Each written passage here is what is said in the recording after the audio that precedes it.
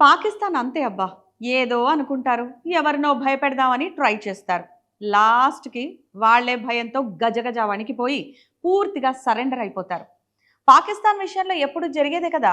మేము ఇండియాతో match ఆడట్లేదు, boycott చేస్తున్నాం అని ప్రకటించిన పాకిస్తాన్ ఐసీసీ ఇచ్చిన దెబ్బకు ఇప్పుడు మళ్ళీ ఆలోచిస్తున్నాం అంటోందట.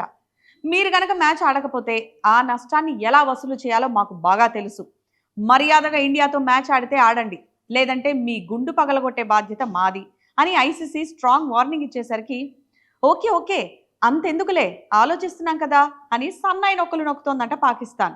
నోరు జారాము ఇప్పుడు ఏం చేయాలి, వాళ్ళ కాళ్ళ దగ్గరకు ఎలా వెళ్ళాలి అని అక్కడ కొంతమంది ఎక్స్పర్ట్స్తో మాట్లాడుతున్నారంట పీసీబీ పెద్దలు.